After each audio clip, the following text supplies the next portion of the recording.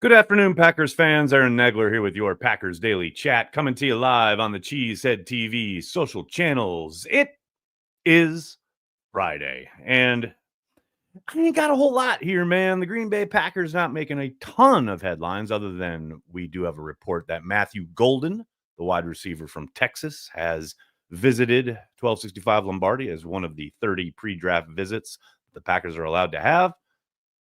And I discussed that and some other pre-draft visits with Tyler Brook here on the channel a little bit earlier today with the latest draft industrial complex. Make sure you check that out. Tyler's always all over these prospects and knows the ins and outs of each guy and how they might fit in Green Bay. Great conversation with Tyler.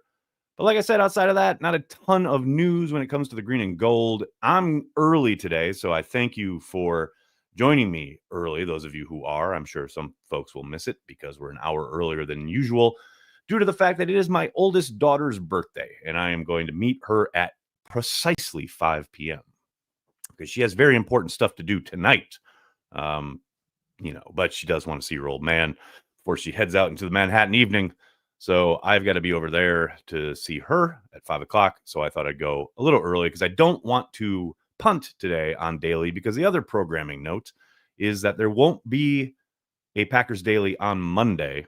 I'm going to be coming back from New Orleans. I leave for New Orleans bright and early tomorrow morning. I'm going to be there for 3 days. Back Monday night. I'll be back with Daily and my weekly chat with Justice and all the other content goodness you expect here at CHTV on Tuesday. But Monday will be dark, as they say in the theater. Hello to everybody in the comments. Hope you're all doing well. Good to see Benara, Jim, Ian. Good to see you guys. Thanks so much for jumping on early with me. Don't forget, ladies and gentlemen, boys and girls, if you're going to be in the Green Bay area for the NFL draft, come on out Wednesday night, April 23rd from 8 to 11 p.m. to Stage 1 in downtown Green Bay. Corey and I will be holding it down, chatting it up with Packers fans from all across the globe. We got Carry the G on special. We'll have some Cheesehead TV giveaways, some special Packers guests coming throughout the evening. So make sure you come on by. And, if you want to really, and I mean truly, get ready for the draft, you know what you got to do. Get yourself a Cheesehead TV draft guide, available now in the link in the description of this video. Who are the Green Bay Packers going to draft? Find out from the original draft guide by fans for fans, available from Cheesehead TV for the 15th season in a row. Hundreds of prospects analyzed with an eye towards their fit with the Green Bay Packers. We've got mock drafts, big boards, featured articles, tons of content for you, the Green Bay Packers fan. Get yours today. I mean, Tyler went through all the trouble of making that ad. I figure I got to play it as much as possible. So let's get to your questions, comments. What's going on? Chuck Olson, how are you, man? Off-season viewing, I'm loving the historical mini docs by Lucasfilm from the Young Indie Show. That is cool stuff. Absolutely. That's a really good pull, man. That's not something that I know a lot of people are probably too familiar with, but that stuff is amazingly well done and thoroughly researched. It's really good stuff. I'm glad you're watching it because I have a lot of fun. Christopher says, Stage 1, let's go. Go. Christopher, I hope to see you there, man. Like I said, we're going to be having some surprises throughout the night. Some folks might or might not show up. I mean, who knows? With Corey and I, it's a good chance we get Laravied through it all. But, bringing it back to what I was talking about at the top here with the pre-draft visits, and I said this to Tyler, and it's, I guess, a personal bugaboo of mine, but you'll see a lot kind of banding about the internet, folks talking about top 30 visits. It's not top 30. It's a pre-draft visit. They are allowed 30 of them, but those visits are not the top 30 prospects that each team is looking to draft. I mean, lots of times they'll have guys who might be later round guys, might be potential undrafted guys who they want to get ahead on in case they do end up going undrafted, and they not only get some work done on them, but give them a pitch like, look, if you're available there after the 7th round, we'd love to have you come on board here in Green Bay. Those pre-draft visits are used for a lot of different things, and calling them top 30 is just a major misnomer. Oh, Aaron Harper expanding things a little bit here. How are you, man? Hi, Aaron. Remember, Bears and Vikings still suck. Interesting. Okay, and the Vikings. I mean, the Vikings are a special breed. That's just a soulless organization that at least the Bears suck with pride. And Bears fans beat their chest every offseason, even though we all know it all falls apart when the regular season rolls around. But there's a history there, right? There's a begrudging respect. But yeah, with the Vikings, it's more of a non-entity. Song of the day, More Than This. That's a great tune. Love me some More Than This. Love me some Roxy Music, some Brian Ferry. Love all that stuff. Good stuff. Um, early and live. Yes, early and live. And F the Vikings. I mean, it's pretty easy to say. I think they're in such an interesting position though, as a roster, the way they're made up and the way they really open the checkbook this offseason to bring in a ton of, I'll say, veteran talent, to be kind about it, and expensive at that.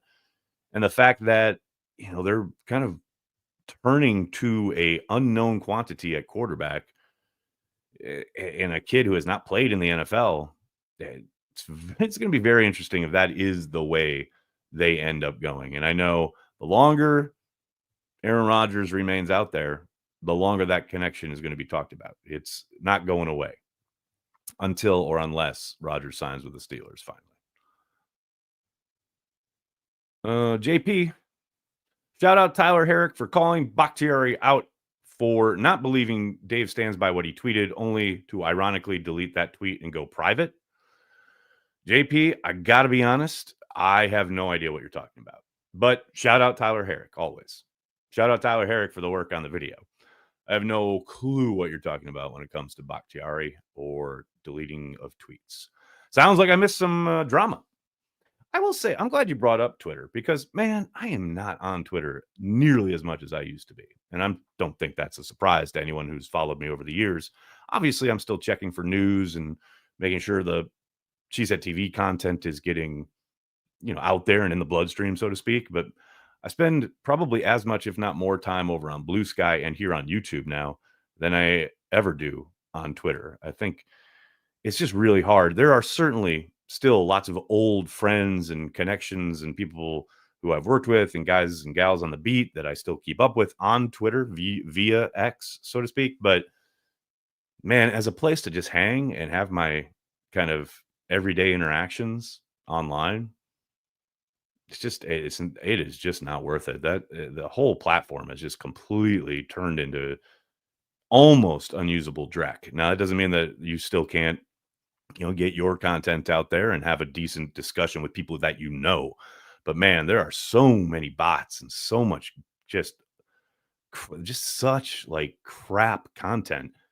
I don't spend nearly as much time on Twitter as I used to, which is somewhat sad because I spent a good decade like building a following there and having a really good kind of back and forth with a lot of Packers fans. But I don't know. It doesn't hold much interest for me at this point.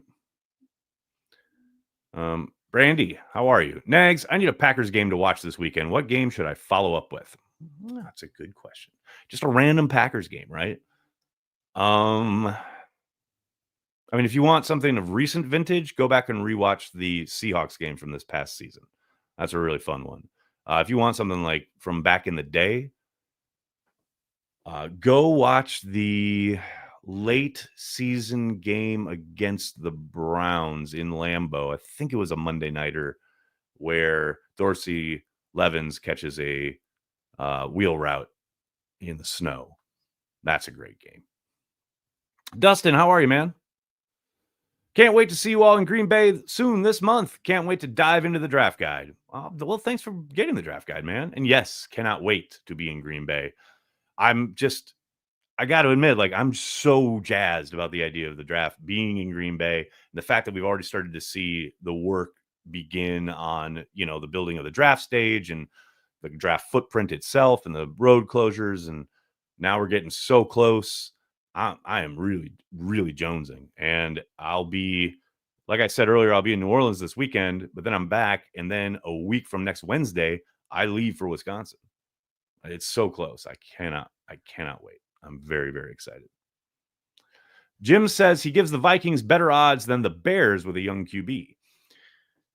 It's interesting, right? Because Ben Johnson is such a kind of X factor here because I think Ben can get that Bears team turned around pretty quickly. I do think they've been smart with how they've approached the offseason as far as getting better, talent in front of their young quarterback and Caleb Williams there along the offensive line. And what I think Ben Johnson is going to do is drill into Caleb Williams' head that he needs to get rid of the ball quickly. And there's going to be a lot of design that does just that, where he doesn't have to hold it and he doesn't have to make these full field reads. And he can just step 3 steps and balls out of his hand on some kind of smoke, some kind of easy screen, etc. But all of that said, the Vikings, they won a ton of games last year, and Kevin O'Connell is legit as a coach. There's no doubt about it. The quarterback is such an X factor, though. I'm fascinated to see how it plays out. Ryan, how are you, man? So with the crackdown on season ticket holders selling their tickets, do you think there will be a lot of tickets available? I don't actually. Don't forget this kind of process of kind of weeding through whoever has been selling all of their tickets for a number of years. That's been going on for a bit now. This is not something new that they've instituted, but they have kind of reinforced and or reminded everyone that they do it. So I think you'll see a couple of tickets put back into the mix, so to speak, but they won't be available for public consumption. They'll be back on, they'll get people off their waiting list. They will be given those season tickets. But you know what? Here's the thing that Corey and I always tell everybody, because we get lots of emails, messages, whatever about getting tickets, right? And the easiest way is just to go to Ticket King. There's no question about it. The easiest, best way. I've heard from so many people who have tried everything, like all avenues, and Ticket King has got great selection, great prices. And I know, yes, they've been a partner of ours for a number of years, but if you need tickets, they are point blank absolutely the best way to go. No question. Dustin, how are you, man? I'll be cooking up old fashions on Shadow. Hope you can stop over for 1 or 12. Maybe somewhere in between there. Yeah. I think between 1 and 12, no doubt. Lorenzo asks, what does your gut say? Oh, it says so much, Lorenzo. What do we are going to draft with our first pick?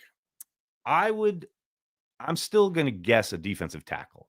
I know there's a decent chance that there will be probably talent available at DT, edge, and corner, all of which I think the Packers will certainly be looking at. But I still think the way the talent falls and the way that their contracts are set up going forward these next couple of years, I'll be surprised if they don't try to. And it has to be, the board has to follow the right way, right? They can't just force it. But I would suspect defensive tackle is the way they go.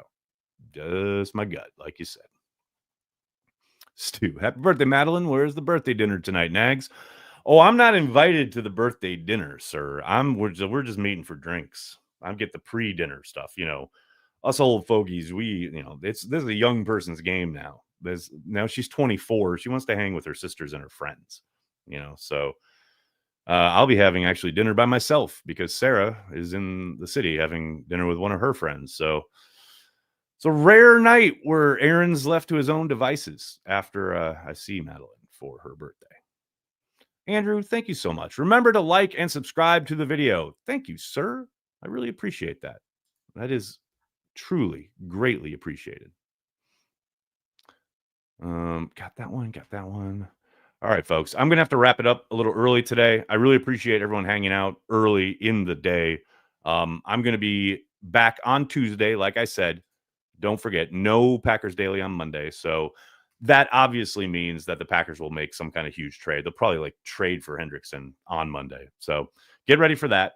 And then in the meantime, please do me a monster favor. Hit like on the video, subscribe to the channel, and then tell your friends and tell your family. Cheesehead TV. We are devoted to Green Bay Packers fans worldwide. Thanks a lot, everybody. Have a great weekend. Go Pack Go.